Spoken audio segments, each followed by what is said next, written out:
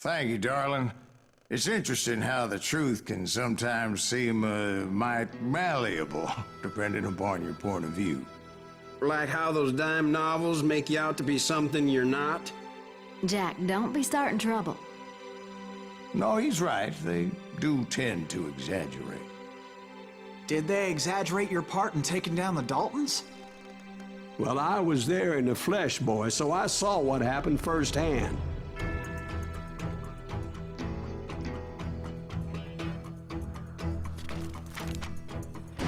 Those Daltons were lawmen once, before they all went bad, robbing banks and trains clear across the territory. Until Coffeeville, of course.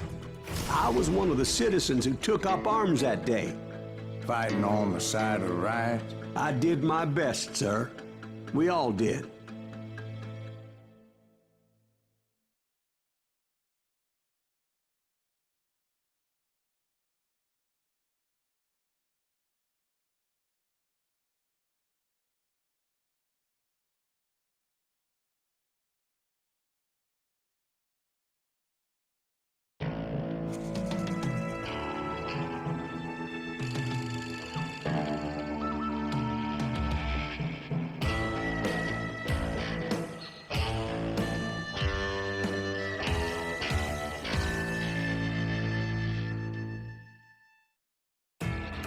It was early morning. One of my friends was a local gunsmith, and he handed out firearms to anybody who'd take one. You see, the Daltons got it in their heads to rob two banks at the same time. Two banks on the same damn street. The story was Bob Dalton's girl was always writing him about how he had no ambition. Oh, you're nobody next to Jesse James, she'd say. Finally, the bastard took his brothers to Coffeeville just to shut her up. Well, the locals recognized the Daltons right off. Before they could get away, half the town took up arms to defend their property.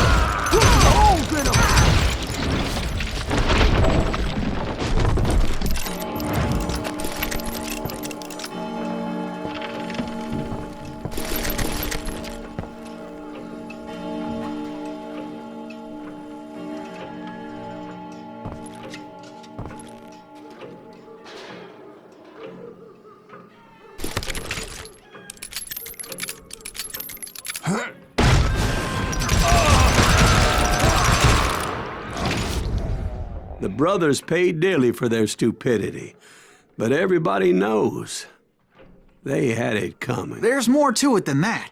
I read all about that day, so I know for a fact that it went down very differently. First of all, it was high noon. A posse of U.S. deputy marshals were on the rooftop across the street. Get ready, boys. They're gonna make a move. The lawmen had been tracking the Daltons for months. Now they finally had them dead to rights. Among them was a bounty hunter feared by many a lawbreaker. This man had no intention of letting the Daltons slip away. The marshals tried to get the Daltons to surrender. They'll give up eventually. We just gotta wait till someone pitches down. This bounty hunter knew that the brothers were far too proud to ever lay down their guns. He went in there alone to confront those criminals. One of the marshals shouted, "Where are you going? Are you crazy?" Hey, where do you think you're going, dumbass? That rifle's mine. But he paid him no mind.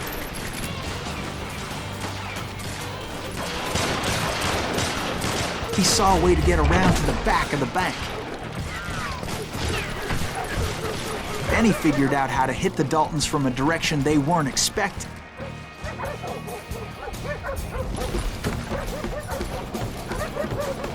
From above. Fortunately, a water tower was right there. A moment later, he was climbing up a steep ladder, laughing at danger as he did. It was brave men like him who risked their lives to tame this wild country.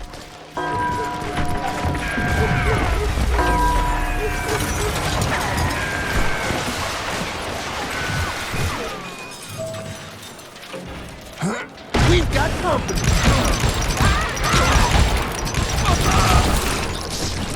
Heroic men like him, who did what other men couldn't or wouldn't to make this country free. Like Jim that Boone, Silas and Davy Greaves? Crockett, Son who of a died defending bitch! the Alamo.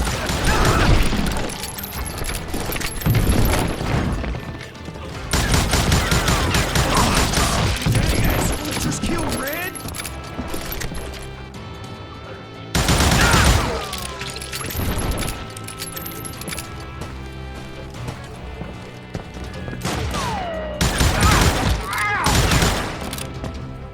I'm gonna kill you dead!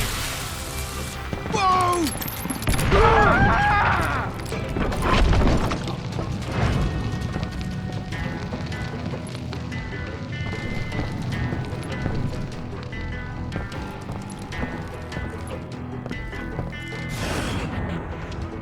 Over there!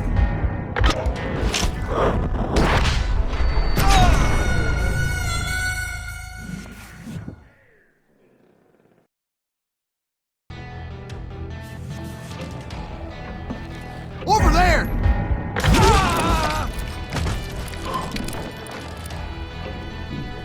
That's Silas Greaves! What the hell? Blam! He came away victorious, taking down those thieving Daltons.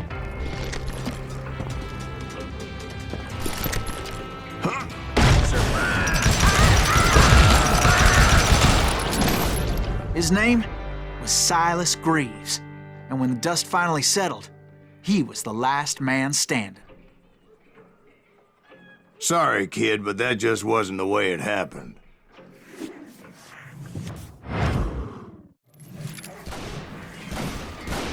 It was early evening, not high noon.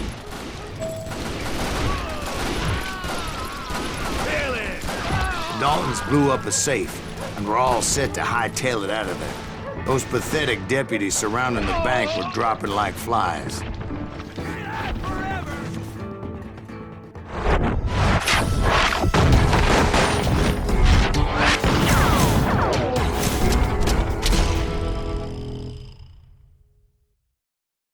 I had been tracking those jokers for months, waiting for them to do something reckless.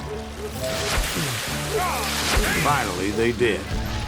Those stupid bastards decided to rob 2 banks at the same time in the same town where everybody knew them. But they still had friends in Coffeyville. Dude, I dare you!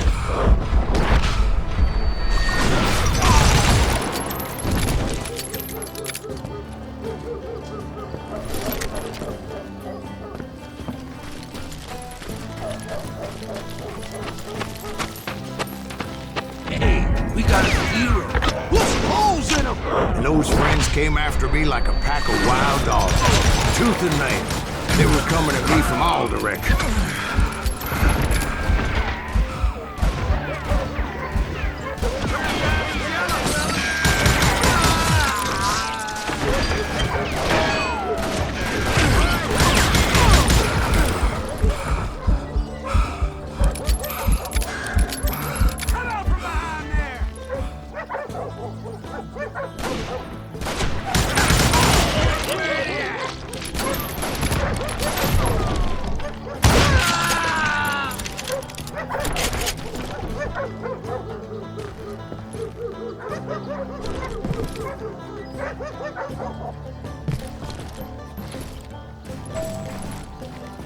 I caught sight of the Daltons running with the money and didn't want to lose them.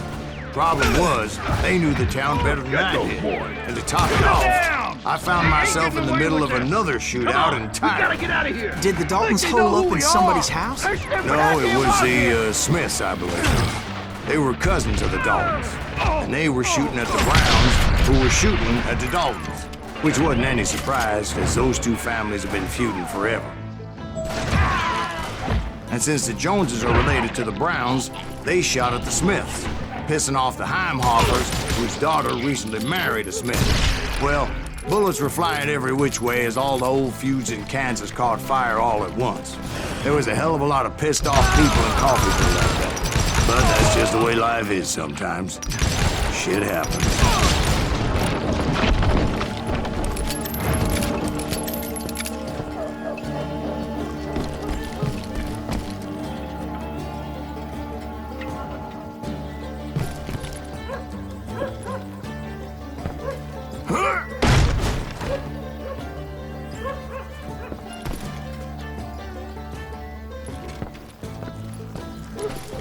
The Dalton boys knew I would never give up.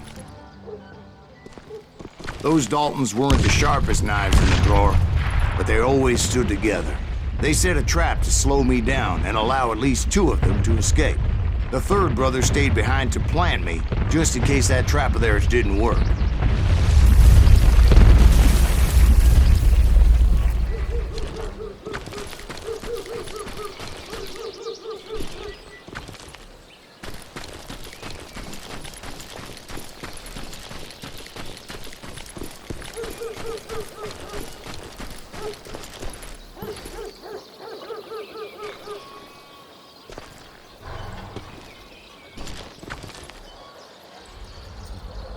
It was Emmett, the youngest, and he decided to stand his ground and face me down. I ain't afraid of you, Silas Reeves. This is where it ends for you. He was determined to protect his brothers, and I understood how he felt. Taking me on all by his lonesome wasn't exactly a recipe for a long life. Next time I won't miss. You are dead, law dog.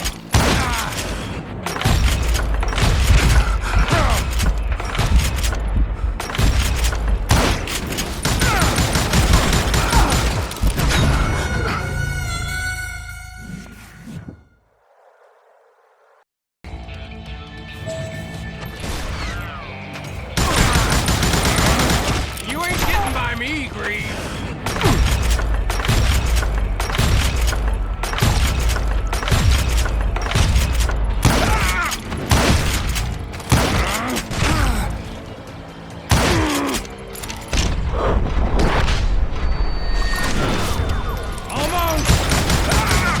Gonna send you to the bone orchard!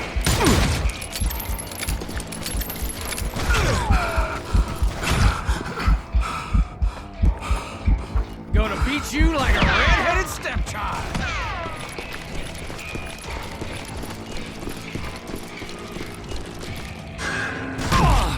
I'm gonna plant you where you stand!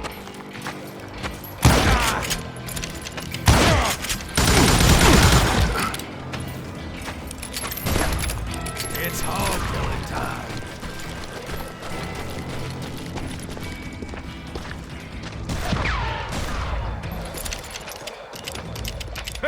I'm gonna cut you in half.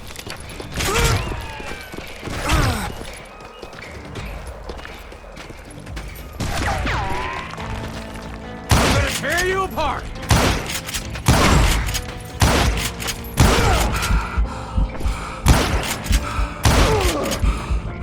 But Emmett Dalton survived the robbery in Coffeyville. He's the only Dalton who did. They say he was shot 23 times. Well, Dwight, who do you think put all those damn holes in him? But I have to admit, that boy had grit.